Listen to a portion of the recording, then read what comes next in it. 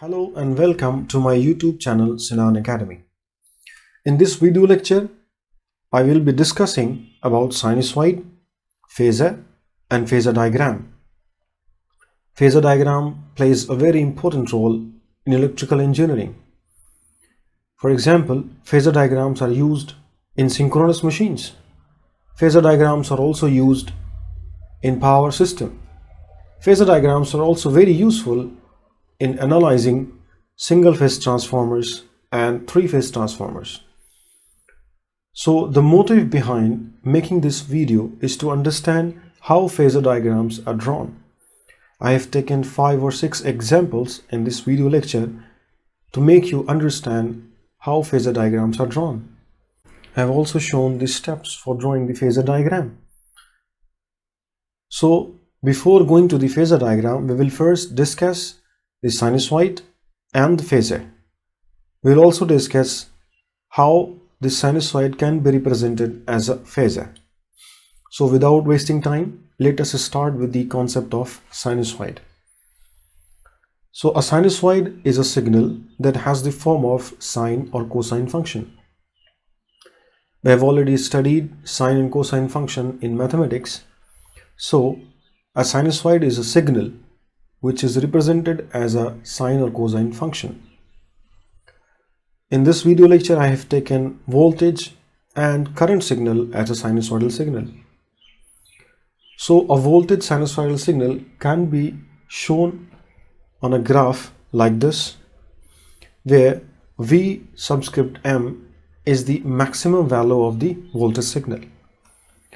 This voltage signal, which is a sinusoidal signal, can be represented in mathematical form as V of t is equal to V subscript m sine omega t, where this V subscript m is called as the amplitude of the signal, omega is called as the angular frequency, which is in radian per second, and omega into t is called as the argument of the signal.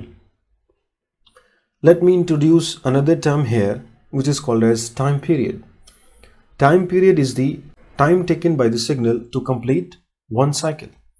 One cycle means one positive path and one negative path. So from here to here, the time taken to complete one cycle is called as time period t. And here we have seen this omega as an angular frequency. One more frequency is also associated with this signal, and that frequency is represented by f, which is equal to the number of cycles per second. So this time period t, angular frequency omega, and the frequency f is related by t is equal to 2 pi by omega, which is equal to 1 by f. So I have shown in figure, you can see this t as one time period, that is time taken to complete one cycle. So if 2 cycles are completed, the time period is 2 times of t. So this is one of the way to represent a sinusoidal signal on a graph. Here the voltage signal is drawn as a function of time. You can also take voltage as a function of omega t, which is the argument. So if we take horizontal axis as omega t, the time periods now will change to 2 pi and 4 pi and so on. You can relate that time period to omega into t. From here, if you multiply omega into t, you will get 2 pi. It means for one time period, omega into t is 2 pi. For 2 time period, omega into t is 4 pi and so on. So these are the 2 different ways of representing a voltage sinusoidal signal or a current sinusoidal signal. One representation is voltage as a function of time, another is voltage as a function of omega t, which is the argument. In some books, you will find this omega t is also equal to theta. So you can represent that omega t as a theta also. So theta will be equal to 2 pi or 4 pi for one time period or 2 time period respectively. Okay. Now this sinusoidal signal is represented in more general expression as Vm sine omega t plus phi, where this omega t plus phi is called as the argument and phi is called as phase. So now let us understand what is a phase here, or more precisely we will understand the phase difference.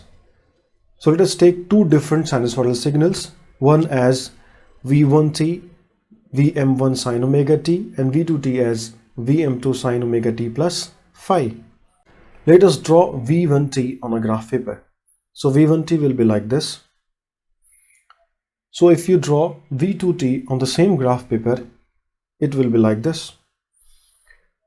So if you notice, the starting point of V2t occurs before in time.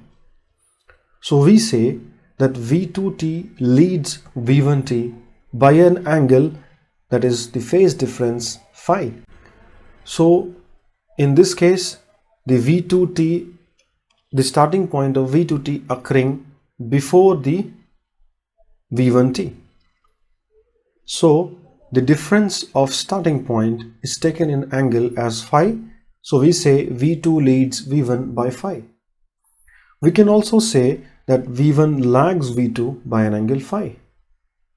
In the first case, where we take V2 leads V1 as phi by an angle phi, in this case we have taken V1 as a reference. In the second case, in which we have taken V1 lags V2 by an angle phi, in this case we have taken V2 as a reference. So we are calculating the phase of V1 with respect to V2. But in the first case, where V2 leads V1 by angle phi, we are calculating the phase difference of V2 with respect to V1. Okay, so in order to compare two sinusoids, we can use different trigonometrical identities, or we can use graph also. Now, you have to keep in mind one very important point while comparing two sinusoids, that it is advisable to express both the sinusoid as a sine or cosine function with positive amplitude. Okay. Now let me introduce a graphical approach which may be used to relate or compare sinusoids as an alternative to using the trigonometrical identities. In this graphical approach, a horizontal axis represents magnitude of cosine and a vertical axis downward represents magnitude of sine, and the angle taken in the counterclockwise direction from the horizontal is taken as positive, and the angle taken clockwise direction is negative.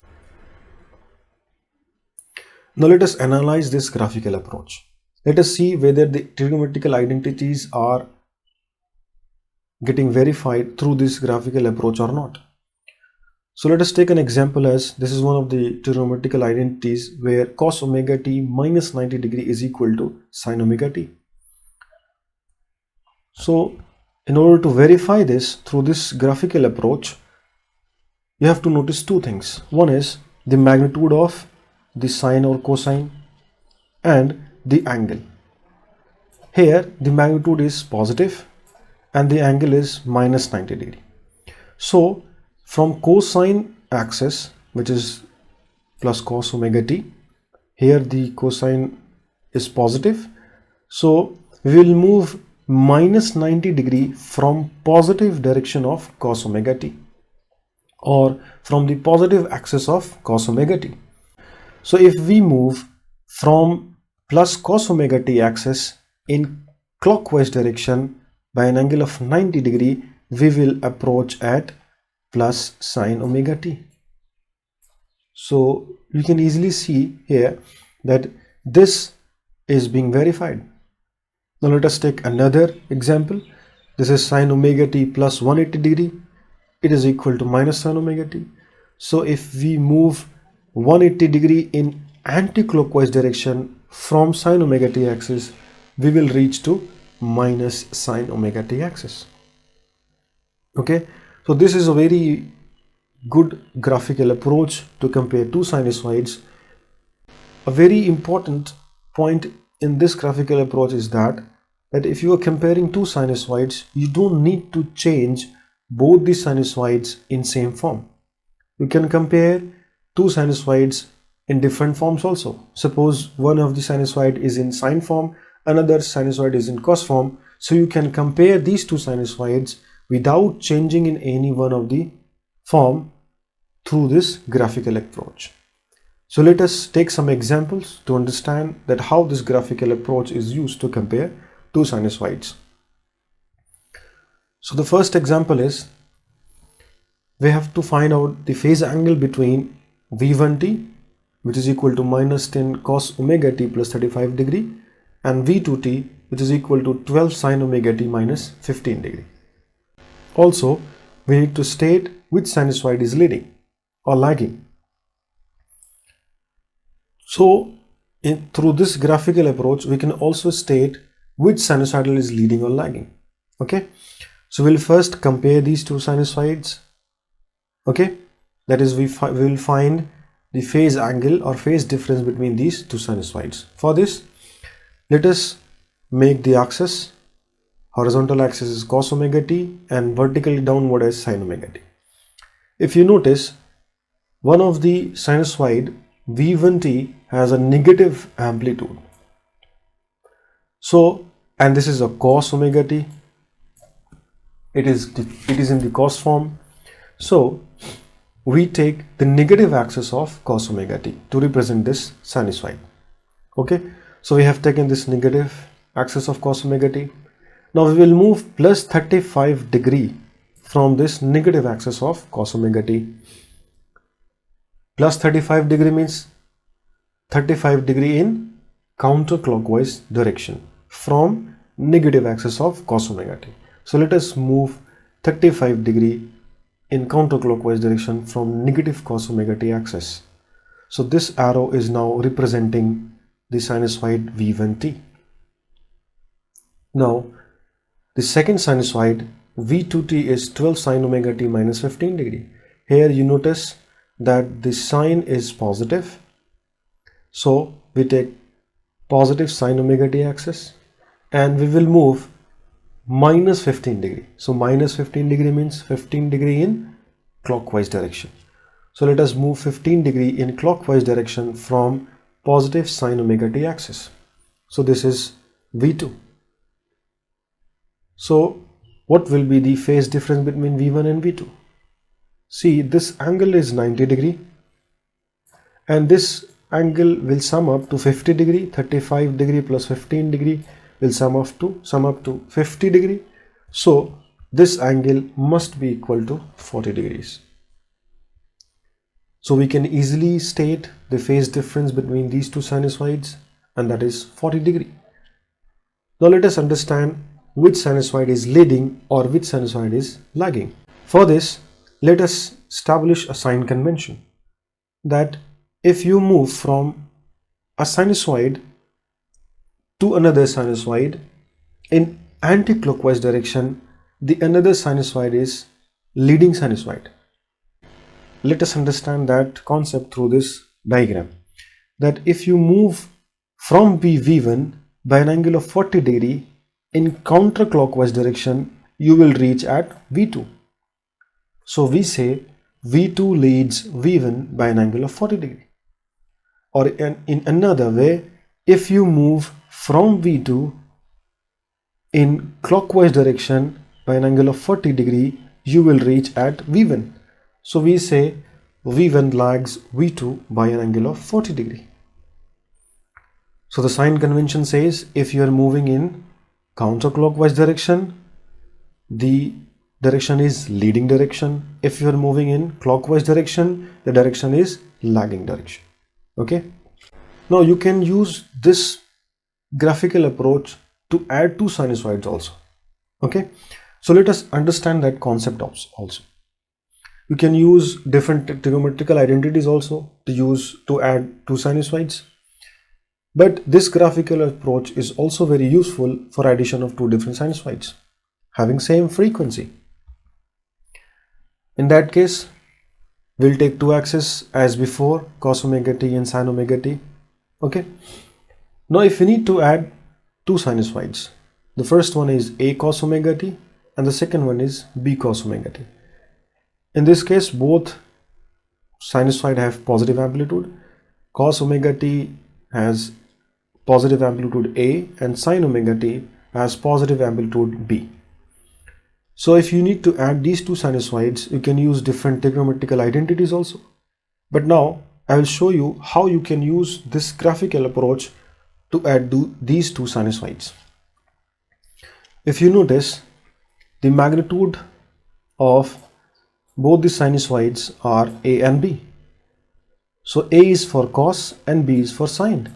So we take A intercept on cos omega t axis like this, and B intercept on sine omega t axis like this. Now we need to add these two sinusoids, so we can use parallelogram law of vector addition. As we use the parallelogram law in vectors, we can use that also here. So if you add these two intercepts, so we'll get C. So the magnitude of C is the magnitude of the resultant sinusoid, and you can easily find what is the magnitude C. Now this C is making an angle theta in clockwise direction from cos omega t axis. So that angle is taken as negative because we are moving in clockwise direction. So this sinusoid, which is the resultant of two sinusoids, A cos omega t and B sin omega t, is now written as C cos omega t minus theta, where this C is the magnitude of the resultant sinusoid. So C and theta is now calculated as C is equal to under root of A square plus B square, and theta is equal to tan inverse B by A. Now let us understand this concept through an example also. So we need to find the resultant sinusoid 8 cos omega t minus 6 omega t is equal to what?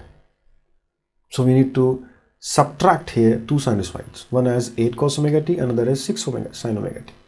So we can look this subtraction as an addition of two sinusoid, where one sinusoid is 8 cos omega t and we are adding minus 6 sin omega t into 8 cos omega t. Okay, this is another way of looking this addition or subtraction. Okay, so let us make two axes, cos omega t and sin omega t. So you have noticed that we have negative amplitude of sin omega t. So we will take negative axis of sin omega t. Okay, now the intercepts are 8 and 6.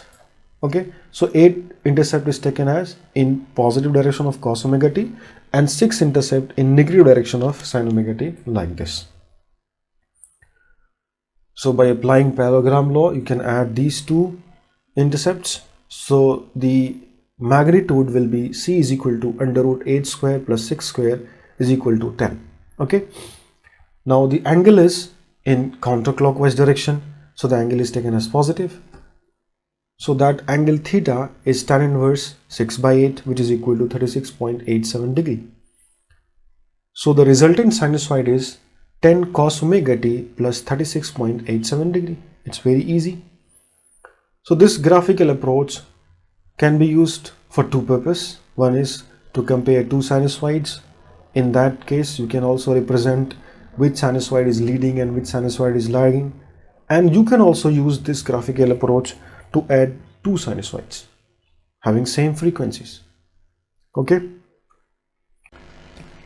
Now, after understanding the concept of sinusoids, we will now understand what is a phasor.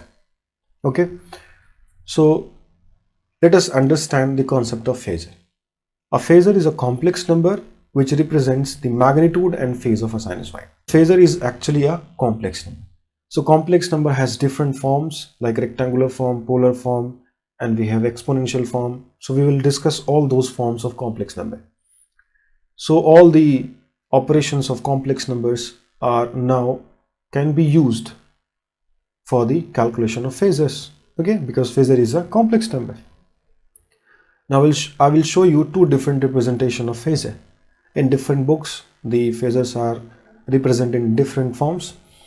One is this, V is equal to, we use capital letter, capital bold letter for representation of phasor, which is A plus JB, where A is the real part and B is the imaginary part of the complex number. Another way is representation of phasor is using bar. So capital letter V bar is the phasor form of voltage sinusoid V of t. okay, where A and B are the real and imaginary part of the phasor.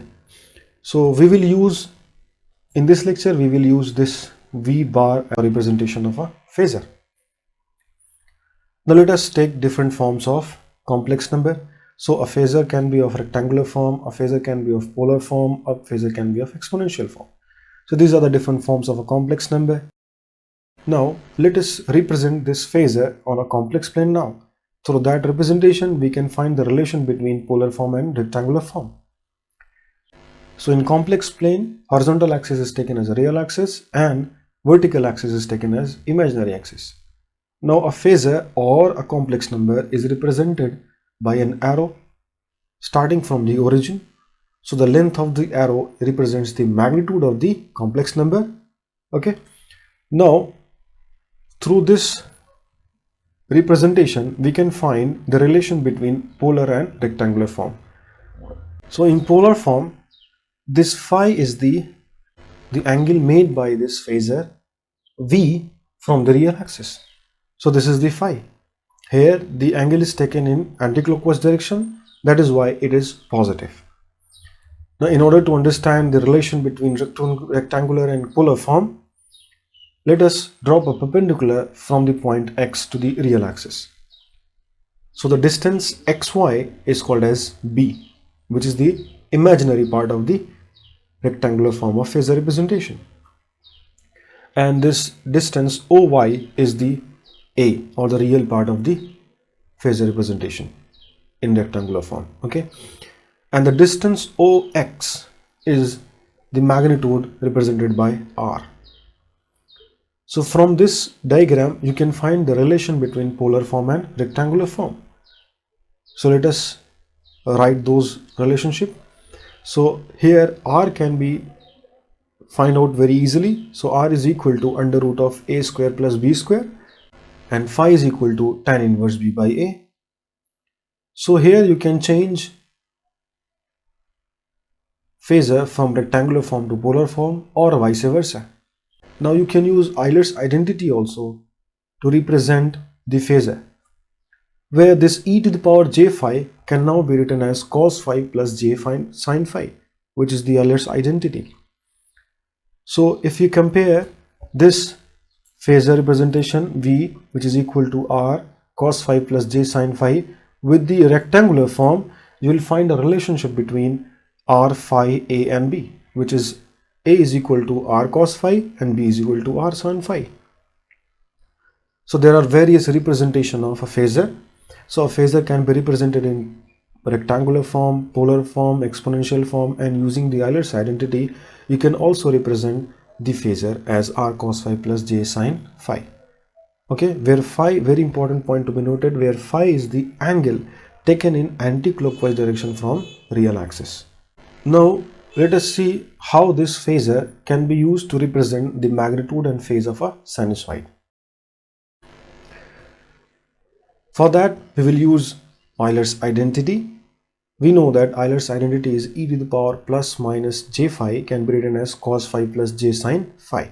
So here cos phi is the real part of e to the power j phi and sin phi is the imaginary part of e to the power j phi. So if we have a voltage signal where v of t is equal to Vm cos omega t plus phi, by using the Euler's identity, we can write this v of t as the real part of Vm e to the power j omega t plus phi. Now this e to the power j omega t plus phi can now be written as e to the power j phi multiplied by e to the power j omega t. Now note here, this Vm e to the power j phi is now called as the phasor representation. So phasor representation of v of t, which is equal to Vm cos omega t plus phi, is Vm e to the power j phi. So this Vm e to the power j phi is now replaced by the phasor form V bar. So V bar is Vm e to the power j phi or Vm angle phi. So in phasor form, the magnitude is taken as maximum value and phi is the phase angle of the sinusoid. The another way of representation of phasor is by taking the RMS value, and this is more general form. So V bar can also be written as V e to the power j phi or V angle phi, where this V is the RMS value of V of t. So in this video lecture, we will use this RMS form. We will not use this maximum value form. Okay. So general representation of phasor is V angle phi, where V is the RMS value of V of t, which is a sinusoidal signal. Now, another way of looking at the equations V is equal to Vm e to the power j phi or V of t is equal to real part of V e to the power j omega t is to consider the plot of a sinor V e to the power j omega t, which is equal to Vm e to the power j omega t plus phi, which we have taken in earlier, on the complex plane. So this is the complex plane. Here we have just rotated the complex plane and we have taken horizontal axis as an imaginary axis and real axis as vertical axis. Okay, so as we can represent a phasor by a sinor through an arrow. The length of the arrow is Vm, and as the time increases, the sinor can be considered to be rotating in anti-clockwise direction with a speed omega. We may regard this sinusoid V of t as a projection of this sinor V e to the power j omega t on the real axis. So at each and every point, if we take the projection of this sinor on real axis, we will make this sinusoidal signal. So let us understand that concept, how we can say that if you take a projection on the real axis of this sinor, you will arrive at sinusoidal signal. So let us make a sinusoidal signal like this. Okay, so we can now relate this sinor to this sinusoidal signal. So we are now taking the projection of this sinor on the real axis. So it will be the value of the sinusoid at this point at time t is equal to 0. At time t is equal to 0, the sinor is the phasor of the sinusoid V of t. Okay, now as the time increases, this sinor will rotate in anti-clockwise direction with omega radian per second, and at each and every instant, if we take the projection on real axis, we will get the sinusoidal signal V of t. Let us see how we can do that. So it is, you can see at each and every point we are taking the projection on real axis, and you can very easily see that this whole one rotation will complete one cycle of the sinusoidal signal V of t. So this sinor can be treated as a rotating phasor. Okay, so this is a rotating phasor which is rotating in anti-clockwise direction. So a rotating phasor is now represented on a complex plane like this, where the horizontal axis is now taken as a real axis and vertical axis is taken as an imaginary axis. And the direction we have already discussed before also, that the direction, that the angle taken in the anti-clockwise direction is taken as positive, and that angle and that direction is leading direction, and if that phasor is in the lagging direction, it will be in clockwise direction from the real axis. So these are the two sign conventions. If you move in counterclockwise direction, the direction is called as leading direction, and if you move clockwise direction, that direction is called as lagging. So now let us represent a sinusoid in time domain as well as in phasor domain. So in time domain, the sinusoid can be represented as Vm cos omega t plus phi or Vm sin omega t plus phi as a voltage sinusoid, or as a current sinusoid as Im cos omega t plus theta and Im cos sin omega t plus theta. Now in phasor domain, the standard sign convention is you have to take Vm cos omega t plus phi as V angle phi. So the Vm sin omega t plus phi will now be V angle phi minus 90 degree. In the similar manner, Im cos omega t plus theta is I angle theta, and Im sin omega t plus theta is now I angle theta minus 90 degree. So the phasor representation of the sinusoid v of t is using cos form is this, and if you use sine form, you can also use sine form also. So here in using sine form, Vm sin omega t plus phi is taken as Vm sin omega t plus phi is taken as V angle phi. So cos omega t plus phi will now be V angle phi plus 90 degree. Okay. So you can represent a sinusoidal signal in phasor domain by using cos as well as by using sine. But you should keep in mind that if you are using cos, use cos for all the representation, and if you are using sine, use sine for all the representation. You cannot mix it. So let us take some example to see how this time domain representation of sinusoid can be changed to phasor domain, as well as how you can represent a phasor domain, how you can change the phasor domain representation to time domain representation of a sinusoidal signal. So the first example says we have two sinusoids which is represented in time domain form, where I is equal to 6 cos 50t plus minus 40 degree amperes, and V is minus 4 sin 30t plus 55 degree volts. Okay, now you should note here we have cos as well as sine form both. So let us use the standard form of cos. So if we use the standard form of cos, we have to change the sine form into cos form also for the voltage signal here. Okay, so let us start for the first one. We have 6 cos 50t minus 40 degree. So the phasor form is, here the amplitude is 6. So in case of phasor representation, we take the RMS value. So RMS value is equal to maximum by root 2. So the phasor representation will now represent 6 by root 2 as a magnitude, and the angle here is minus 40 degree. Phi is minus 40 degree. So I will be equal to 3 root 2 angle minus 40 degree amperes. Now let us represent the second voltage. Let us represent the second part. V is equal to minus 4 sin 30t plus 55 degree in phasor form. So here we have sine. So we change that sine to cosine form, as well as we have to change that negative amplitude to positive. So here we say cos 30t plus 55 degree plus 90 degree is minus sine 30t plus 55 degree. Okay, so we now add these angles, 55 degree plus 90 degree, so it will add up to 145 degree.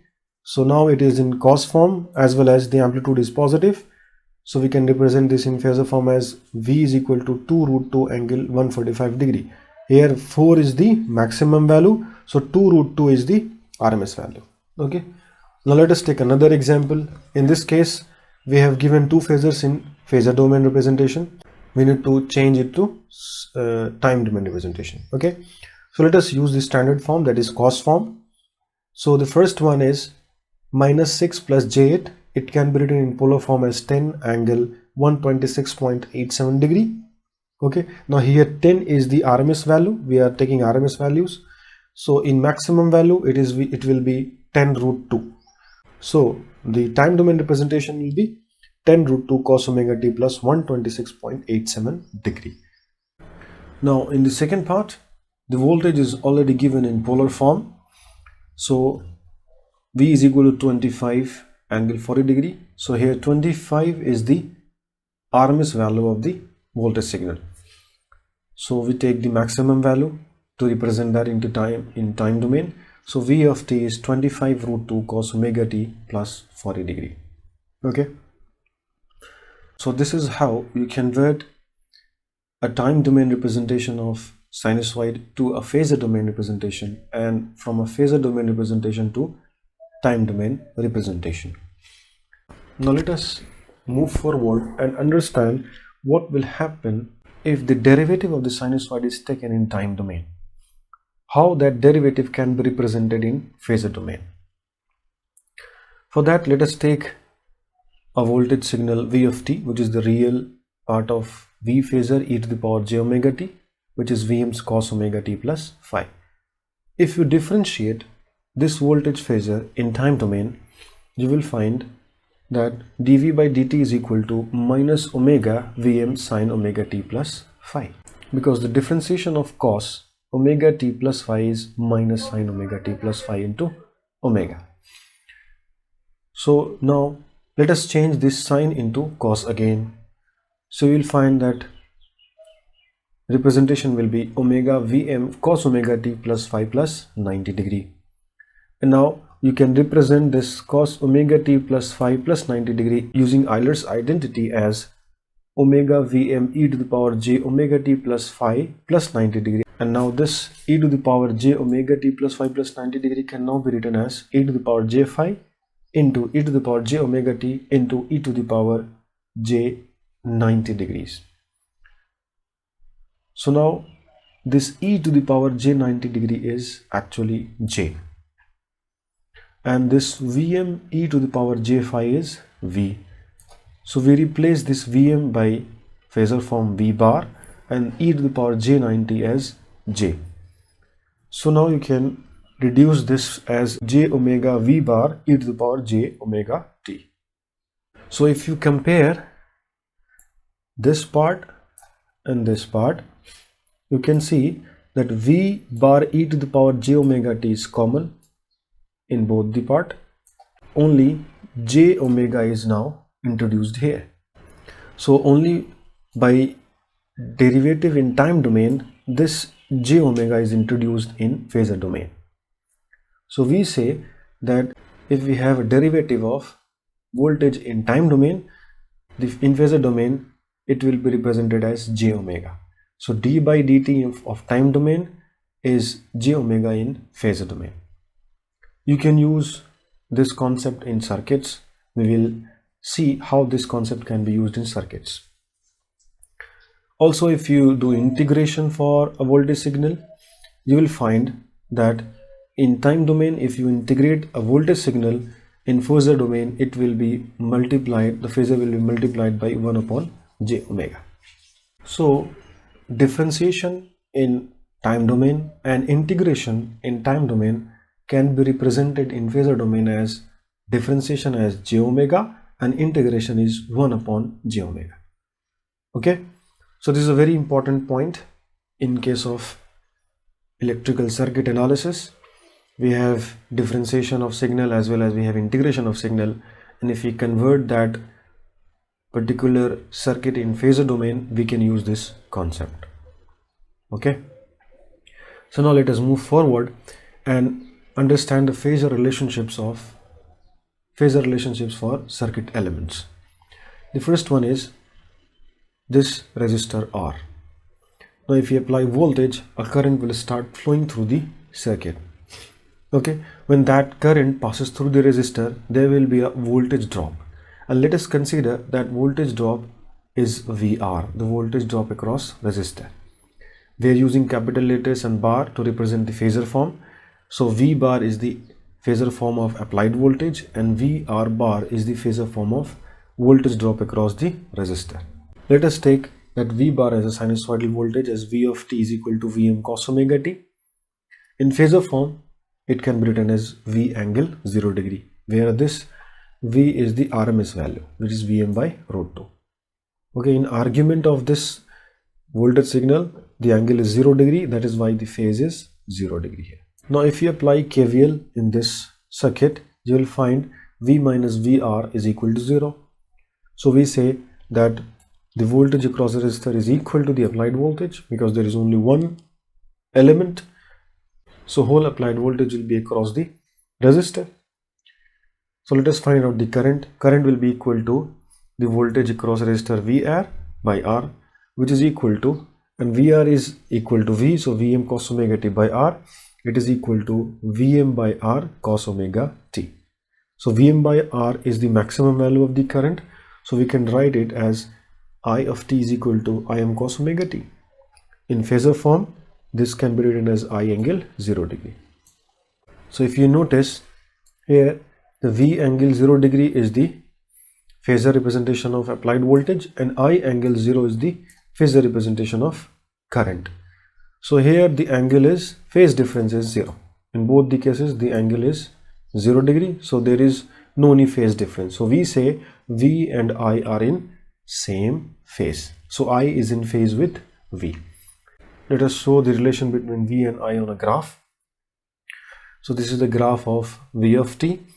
So I of t will be in phase with V. So the maximum point, minimum point, and the starting point of it will coincide with the V of t.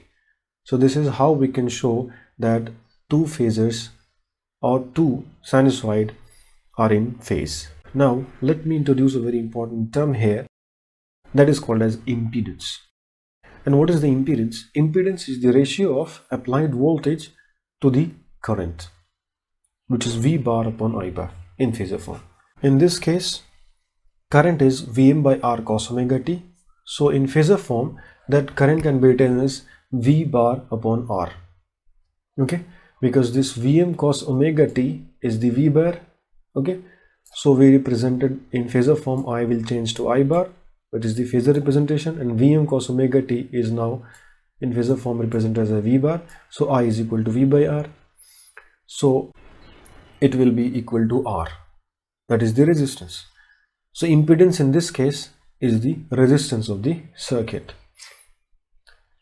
Now one more very important term can be introduced here, that is called as admittance. It is the reciprocal of impedance. So in this case, the admittance will be 1 upon R, which is called as conductance G. Okay. Now let us move to the next circuit element, and that is the inductor.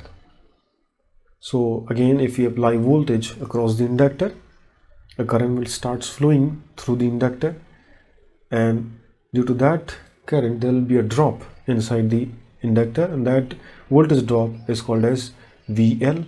In this case, voltage across inductor. Again, we are using the phasor representation form. So if we apply KVL also here, in this case also, you will find V minus VL is equal to 0. So voltage across inductor is equal to the applied voltage, because there is no any other element. So the voltage across inductor has a different relationship with current here. We know that V is equal to LdI by dt. This is the voltage and current relationship in case of inductor. So we can find I from this equation as I is equal to 1 upon L integration V dt. Now let us put the value of V here as Vm cos omega t. So if you integrate Vm cos omega t with respect to t, you will obtain sin omega t by omega. Now again, you can see the voltage is in cos form. So in order to compare V and I should also be in cos form. So here it is in sine form, we will change into cos form like this. So I will be equal to Vm by omega L cos omega t minus 90 degree. So Vm by omega L is Im. So I of t can be written as Im cos omega t minus 90 degree. So in phasor form, if you represent this current, it will be I angle minus 90 degree. So now if you compare the voltage and current, here you can say the current and the voltage has a phase difference of 90 degree. And this minus 90 represents that current lags the voltage by an angle of 90 degree. So we say I lags V by an angle of 90 degree. Now let us represent this V and I on a graph. So this is the voltage V of t. So current I of t will be lagging the voltage by an angle of 90 degree. So the starting point of current I will be shifted by an angle of 90 degree towards right.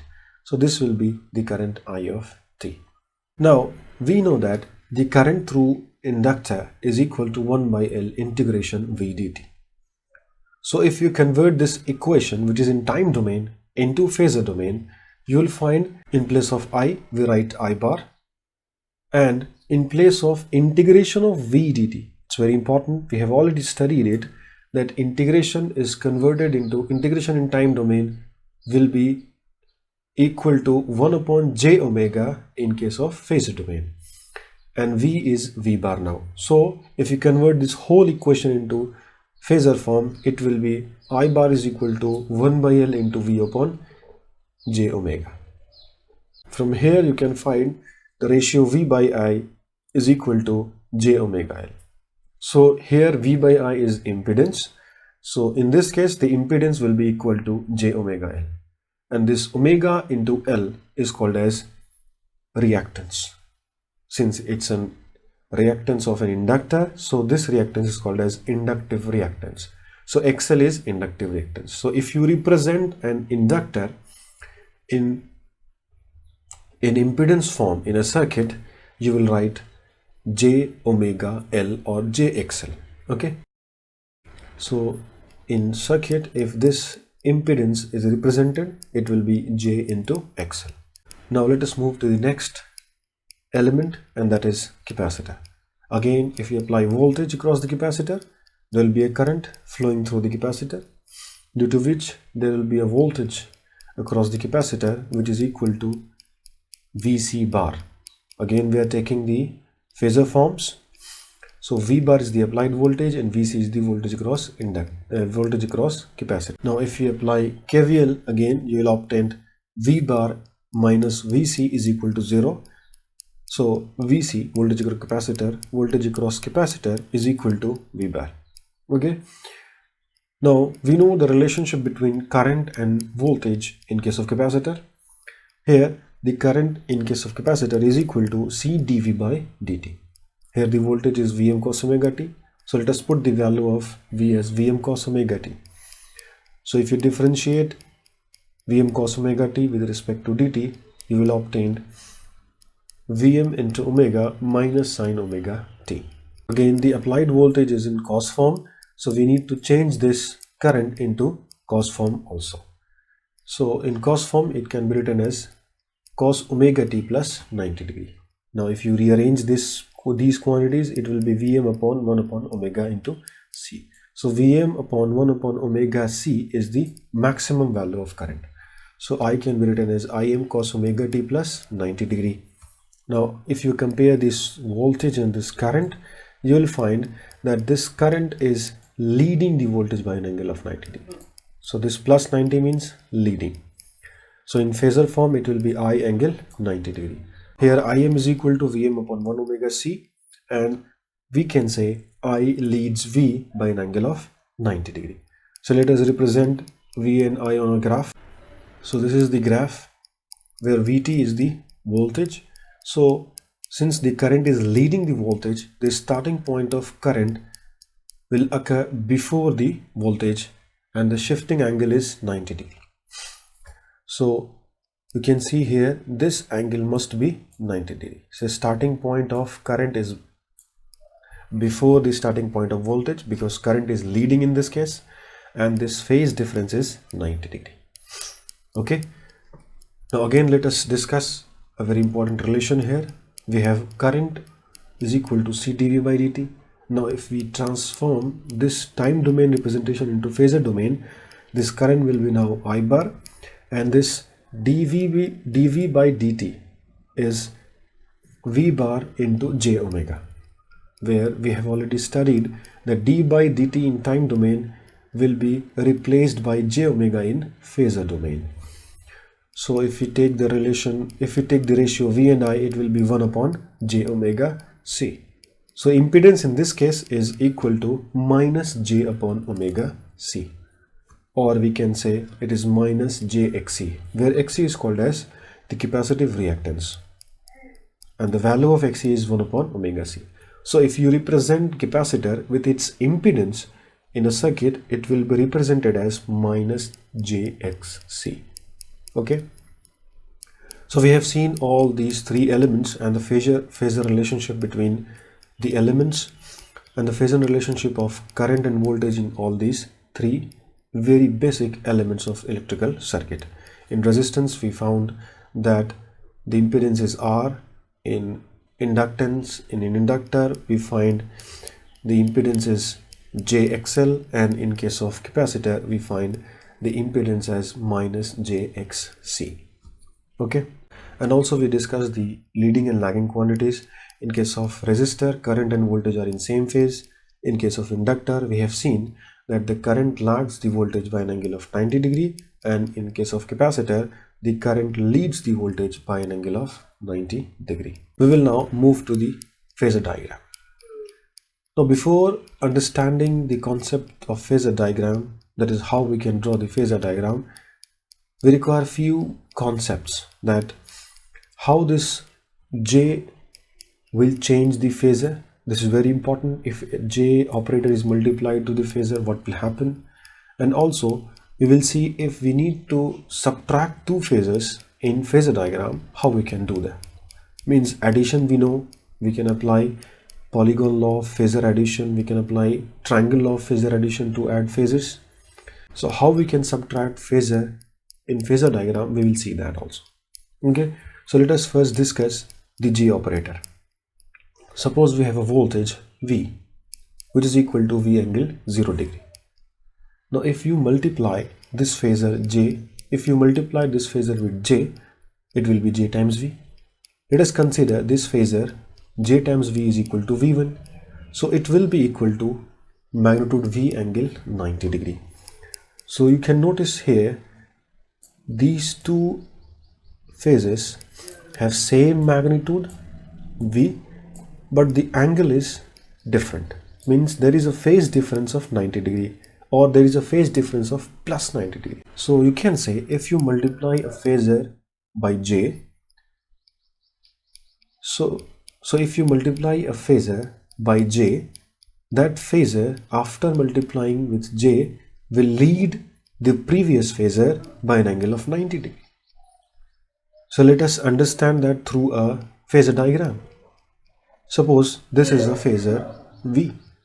Now if you multiply this phasor by J, this phasor will rotate by an angle of 90 degree, because the phase angle will now be plus 90 degree and the magnitude of the phase will not change. The magnitude of the phasor will not change.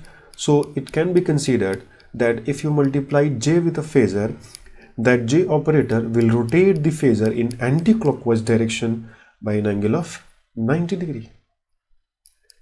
So if you multiply that phasor V with J, it will rotate the phasor by an angle of 90 degree in anti-clockwise direction. So the next phasor which you obtained is J times V, which is V1 here. So this is a very important concept, that when J is multiplied to the phasor gets rotated by an angle of 90 degree in counterclockwise direction. Now let us understand the subtraction of phasor. In a phasor diagram, we can do addition as well as subtraction of phasor. So addition of phasor, we have already studied it in addition of vectors. Polygon law of vector addition, we can apply that in phasor also. The polygon law of phasor addition, we have polygon law of phasor addition, as well as we can apply all the laws of addition in case of phasor, that is polygon law of phasor addition, triangle law of phasor addition, parallelogram law of phasor addition. So we can apply all those laws. Now what will happen if we need to subtract two phasors? So let us understand that. Suppose we have a phasor V1 like this and another phasor like this V2, and we need to find the value V1 minus V2. So for that we need to move the phasor V2 in parallel to itself in such a manner that it will coincide with the head of the first phasor V1 like this. Okay, so after the head of the V2 coincides with the head of the V1, the phasor obtained from the tail of the phasor V1 to the tail of the phasor V2 is the difference of the phasor V1 V2. So the phasor V3 is equal to V1 minus V2. So this phasor, which is represented in green color, is the sum of these, is the difference of these two phasors, V1 minus V2. You have to notice that the difference is V1 minus V2, so we need to move V2. If the difference is V2 minus V1, then we will have to move V1 in such a way that it will coincide the phasor V2. Okay, and the phasor obtained from the tail of V1 to the tail of, the phasor obtained from the tail of V2 to the tail of V1 is the V2 minus V1 phasor. Okay, so this is also a very important concept that we will use in phasor diagram. Okay, so just note these two important concepts. The first one is, let us summarize these 2 points. The first one is, when you multiply a phasor with J operator, the phasor will get rotated by an angle of 90° in anti-clockwise direction. And if you subtract two phasors, it is V1 minus V2, the resultant phasor will be from the tail of first phasor to the tail of second phasor. Now let us understand what are the things required before drawing the phasor diagram. So before drawing the phasor diagram, you must have circuit diagram with you. Whatever be the circuit you have, you must have a circuit diagram with you. For example, if you take a pi model of a medium transmission line, so this is the circuit diagram of pi model of medium transmission line. Why I'm saying that you require a circuit diagram? Because you can easily mention what are the different phases which you have to represent on the circuit on the phasor diagram. So here you can say how many phases are there. That is one Vs, Is, I1, IL, I2, VR and IR. It can be easily seen on a circuit diagram. So you must have circuit diagram before drawing the phasor diagram. Next is you must have all the KCL and KVL equations of the circuit diagram corresponding to the circuit diagram. So in this case, the KCL and KVL equations are like this: Vs is equal to VR plus IL into Z, and Is is equal to IL plus I1, and IL is equal to I2 plus IR. Now the next one is, which is a very important point, before drawing the phasor diagram, you must choose a reference phasor. Now there is no any thumb rule for choosing a reference phasor, but the reference phasor is chosen very intelligently. That you should choose the reference phasor in such a manner that that phasor which you are choosing as a reference must have a relationship with other phases. Okay, so in different cases the reference phasor will be different. Now the next one is, you should know what is the polygon law of phasor addition. The next also, you should know law of phasor subtraction, which I have just shown, and also you should know what will happen if J is multiplied with the phasor. So these are the 6 points you should understand before drawing the phasor diagram. That is, you must have circuit diagram with you. You must have KCL and KVL equations of the circuit diagram. You must choose a phasor as a reference phasor to start the phasor diagram, and you must know the polygon law of phasor addition as well as law of phasor subtraction, and you must know what will happen if J is multiplied to a phasor. Now I'm starting the phasor diagram with a very simple circuits. The first one is, I'm taking the resistance only. So here you must have seen there are 3 phases, V, I and VR. In equations, in the derivation part, you have already seen that V and VR are equal. By applying KVL, V will be equal to VR. So either you represent V or you represent VR, both will be same. We need to find the phasor diagram. We need to represent VR and I on a phasor diagram. So here we have 3 phasors, V, VR and I. So we need to represent these 3 phasors on a phasor diagram. So in this case, we know that V and I are in same phase. That is, I is in phase with V. Okay, so I and V should be on the same horizontal line. So let us take V as a reference in this case. So I will be in phase with the V, so I will be shown like this. It will coincide with the V. Okay, now in case of inductor, we know that current lags the voltage by an angle of 90 degree. So if we take voltage as a reference phasor, so the current will be at 90 degree in clockwise direction because the current is lagging. So for lagging current, the direction will be in clockwise. Now let us draw the phasor diagram for the third element, that is capacitor. In this case, we know the current leads the voltage by an angle of 90 degree.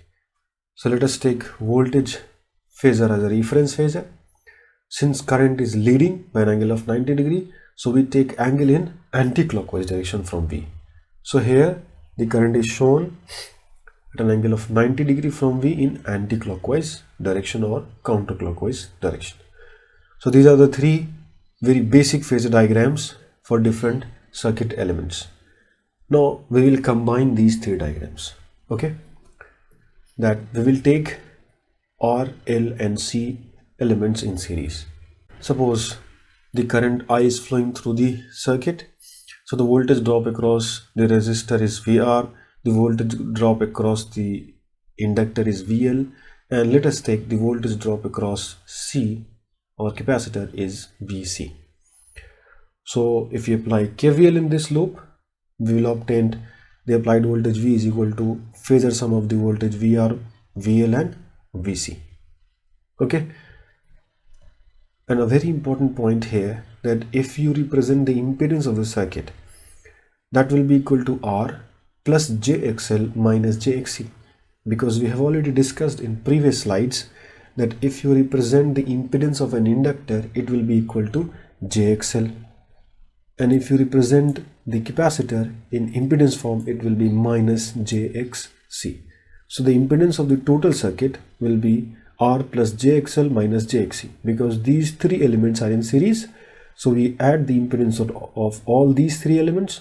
So impedance of R is R, impedance of L is JXL, and impedance of C is minus JXC. So the total impedance will be R plus JXL minus JXC.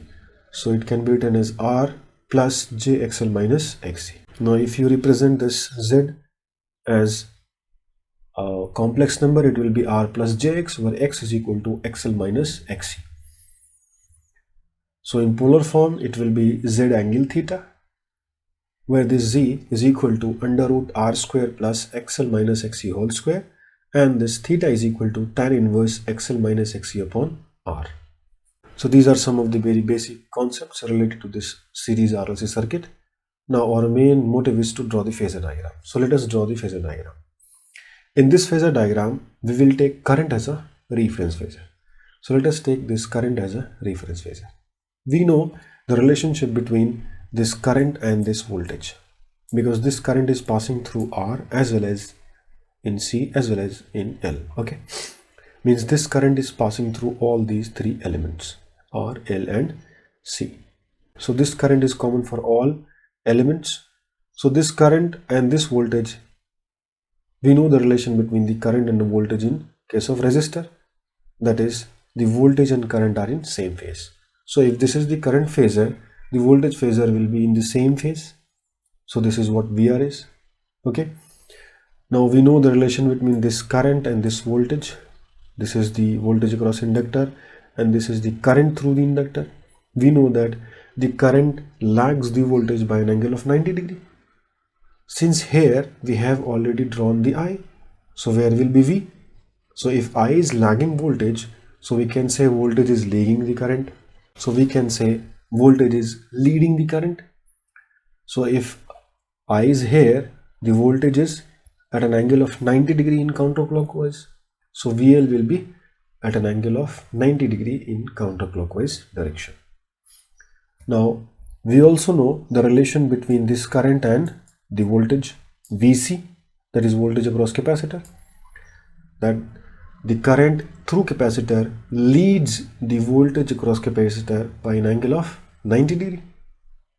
So if current is leading the voltage in case of capacitor, we can say voltage is lagging the current by an angle of 90 degree. So current is here I, so where this voltage VC will be, it will be lagging by an angle of 90 degree. So lagging means 90 degree in clockwise direction. So this is VC. We have taken, for our simplicity, VL larger than VC. The magnitude of voltage across inductor larger than voltage across capacitor. So now our next job is to find the value of the phasor V bar, or the applied voltage. We have all these phasors VR, VL, VC. So if we phasor sum all these three voltage, we can obtain this V. So for that, let us phasor sum these two voltages first, VL and VC, because these are two opposite phasors. So the resultant phasor will be in the direction of VL, because VL is larger than VC. So VL minus VC will be in the direction of VL. So if you add this phasor shown by the green arrow, which is equal to VL minus VC, to the VR, we will obtain the resultant phasor V. Now here you can see very clearly that the voltage phasor V, which is the input voltage, is leading the input current by an angle of phi. Or in another way, you say that the current phasor or input current is lagging the input voltage by an angle of phi. Okay, this is with the case when VL is larger than VC. So this whole circuit R, L and C in combination is acting as an inductive circuit because current is lagging with the voltage. Now what will happen if we take VC larger than VL? So you can see if we made VC larger than VL, the resultant phasor of VL and VC will be in the direction of VC now. So if you add this VC minus VL with VR, you'll obtain V. So in this case, the resultant phasor will be lagging the current by an angle of phi. So we say current leads the voltage by an angle of phi. So this is the circuit which is acting as a capacitive circuit because the current is leading the voltage. So this is how you can draw the phasor diagram for a series RLC circuit. Okay, now let us move to the more complex phasor diagrams. For that, let us start with the first one, that is short transmission line. So this is the circuit diagram of a short transmission line. Only series parameters are taken, shunt parameters are neglected. So series parameters we have shown like R and L in series, and the KCL KVL equation for this is Vs is equal to VR plus IR into R plus JIR into X, and Vs is equal to VR plus IR into Z. We can represent that R plus JX as Z. And KCL equation is very simple in this case. Is is equal to IR. Is is sending end current and IR is receiving end current. So let us start drawing the phasor diagram. In this case, we will take receiving end voltage as a reference phasor. So VR is taken as a reference phasor. And let us take the load connected to this receiving end has a power factor of cos phi lag. So the receiving end current IR will lag the receiving end voltage by an angle of phi. Okay, so let us draw the receiving end current IR by taking an angle phi in clockwise direction because the current is lagging. So the lagging direction is clockwise. So we will move phi angle in clockwise direction from the phasor VR to obtain the next phasor IR. Now after obtaining the phasor IR, we can obtain the phasor VS by adding these two phasors to VR. We have IR into R and JIR into X. So let us first add IR into R to VR. So it will be the phasor IR into R will be in the direction of IR. Okay, so it will be added to VR in the direction of IR like this. Okay, now what will be the phasor IRX, or where will be this phasor IR into X? IRX will be in the direction of IR. So when you multiply that IR into X with operator J, that phasor will rotate by an angle of 90 degree in counterclockwise direction. So JIR into X phasor will be at an angle of 90 degree with the IR. So it will be added at an angle of 90 degree in anti-clockwise direction to IR into R. So now we have added three phasors, VR, IR into R and JIR into X. So resultant phasor will be VS, which is sending in voltage. Okay, now you can also say this IR into R plus JIR into X as I into Z, because Z is the impedance which is equal to R plus JX. So this is the phasor diagram of short transmission line. Now let us practice more. The another example is medium transmission line, pi model. So this is the circuit diagram of pi model of transmission line, and these are the KCL and KVL equations. So let us start drawing the phasor diagram. In this case also we take receiving end voltage as a reference, so VR is taken as a reference. Okay, again let us take cos phi lagging load, so IR will be lagging VR by an angle of phi. So let us draw IR like this. Now let us obtain VS. So how we can obtain VS? We will have to add IL into Z with VR to obtain Vs. For that we need IL, because we have IR but we don't have IL. So first let us find out where this IL will be. Okay, so we have IR, so if we add I2 with IR we can get IL. So where is I2? This is I2 here, and this I2 is through the capacitor at receiving end, and the voltage across this capacitor is VR. Okay, so we say this current I2 will lead this voltage by an angle of 90 degree. So I2 will be drawn at an angle of 90 degree in counterclockwise direction from VR. So this is I2. As we get I2, we can add that I2 to IR to get IL. So we can do that like this. Add this I2 to IR to get the current IL. Now, as we get the current IL, we can now add two drops IL into R and JIL into X to VR to obtain the voltage Vs. So it is done like this. It is IL into R, and obviously if J is multiplied to IL into X, it will rotate the phasor IL into X by an angle of 90 degree in counterclockwise direction. So JILX will be like this. So VR plus IL into R plus JILX will be equal to Vs. Okay, and obviously IL into R plus JILX will be equal to IL into Z. Now we are left with two more phasors. One is I1, another is IS. We need to draw these two phasors also. How we can draw these two phasors? We have IL. If we add I1 to IL, we will get IS. So let us find the position of I1 first. You can see I1 is the current through the capacitor at the sending end. So sending end voltage is V of S. So this current I1 will lead the voltage V of S by an angle of 90 degree. Now let us draw this current I1, because we have already drawn Vs. So I1 will be at an angle of 90 degree in counterclockwise direction from Vs. So this will be the I1. So now add this I1 to IL to obtain IS. It will be done like this.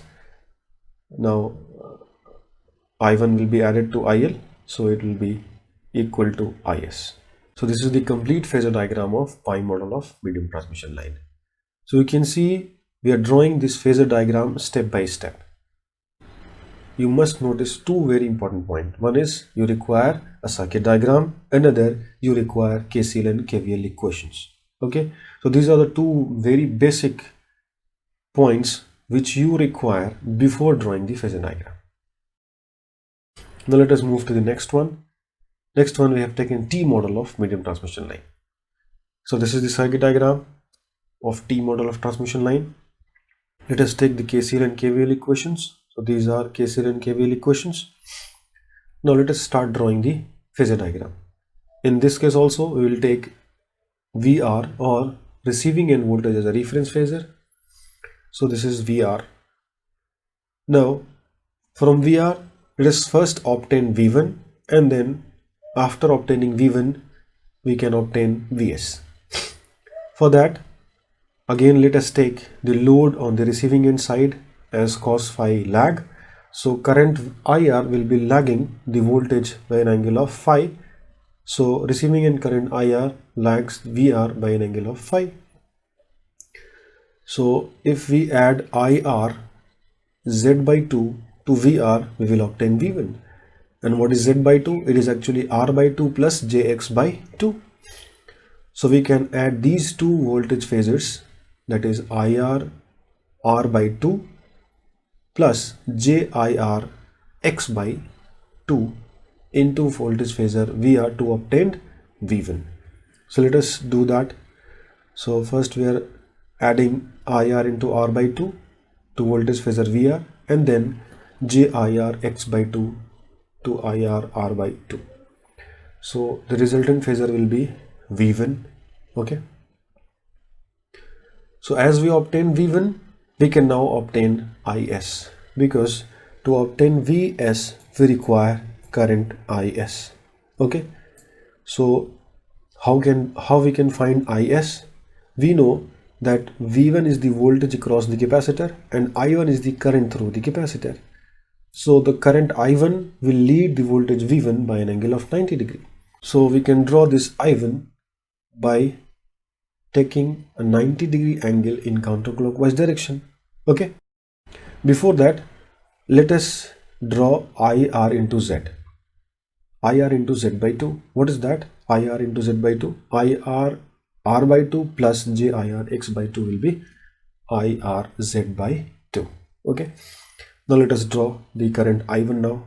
So I1 will be leading the voltage V1 by an angle of 90 degree. Now we will add this current I1 to the current IR to obtain the current I of S. As we obtain the current I of S, we can obtain this drop ISZ by 2. And what is Is of Z by 2? It will be equal to Is R by 2 plus J Is X by 2. So we will add these two phasors to V1. So this is Is R by 2 in the direction of Is, and Is J Is X by 2 at an angle of 90 degree in counterclockwise direction from Is. So after adding these two phasors, we can get the sending end voltage Vs like this. So we can see very clearly that all the phasors are drawn. So this is the phasor diagram of T model of transmission line. Now we will take one more very important example, and that is the phasor diagram of transformer on load. Okay, before that let us draw this Is Z by 2. Is Z by 2 is Is R by 2 plus J Is X by 2. So it will be equal to like this, Is Z by 2. Now let us move to the phasor diagram of transformer on load. And this is a very important phasor diagram in transformer. So in this case, we will apply a lot of concepts to obtain the phasor diagram of transformer. So this is the circuit diagram of transformer on load. You can easily see the different phasors. And now let us write different KCL and KVL equations. So V1 is equal to E1 plus I1 R1 plus J I1 X1 is the KVL equation at primary side, and E2 is equal to V2 plus I2 R2 plus J I2 X2 is the KVL equation of secondary side. And these are the two KCL equations, I1 and I0. Okay. In case of transformer, in order to draw the phasor diagram, we take phi m as a reference or working flux as a reference. So let us start drawing the phasor diagram. We have circuit diagram and we have the KCL and KVL equations now. So let us start drawing the phasor diagram. So let us choose the reference phasor. So reference phasor here is phi m. Okay. And we have already studied in earlier lectures that the voltage induced in case of transformer in primary side as well as in secondary side leads the flux phi m by an angle of 90 degree. So let us draw the E1 and E2 leading the flux phi m by an angle of 90 degree. For our simplicity, we have taken E1 larger than E2, that is N1 larger than N2 step down transformer. So we have drawn E1 E2 now. Now after drawing E1 E2, we will first draw I0. For drawing I0, we require I phi and IC. What is I phi? I phi is the magnetizing component of no load current. So that magnetizing component of no load current will be in phase with the magnetizing flux, that is phi m. So let us draw I phi now. So I phi will be in phase with phi m, and where this IC will be, IC is the core loss component of no load current. And since core loss is dependent upon the induced EMF E1, so IC, which is core loss component of no load current, will be in phase with the induced EMF E1. So this is how IC is drawn. So if you add IC and I phi, you will obtain I0, which is equal to no load current. Okay. Now if you add I2 dash with I0, you will obtain I1. Okay. For obtaining I2 dash, We know that I2 dash is the secondary load current referred to the primary side. So if we obtain the secondary load current I2, we can obtain I2 dash very easily. So where this I2 will be drawn now? We have taken the load as cos phi lagging load. So this I2 will be lagging the voltage V2. So we can say that if this I2 is lagging the voltage V2, so this I2 will also lag the resultant voltage E2. Okay. So let us draw I2 somewhere lagging the voltage E2. So this is how we can draw this I2. Now I2 dash will be in the same direction with I2 because I2 dash will be equal to I2 by A, and where A is constant quantity. So it will only change the magnitude of the I2. So I2 dash will be in the same direction with the I2. Now let us add I2 dash and I0, okay, to obtain I1. So if you add these two phasors, you will obtain the phasor I1. Okay. Now the I1 we got, I0 we have already drawn. Now we will move to these two KVL parts. Okay. We will first start with the secondary side. A very important point to be noted here, that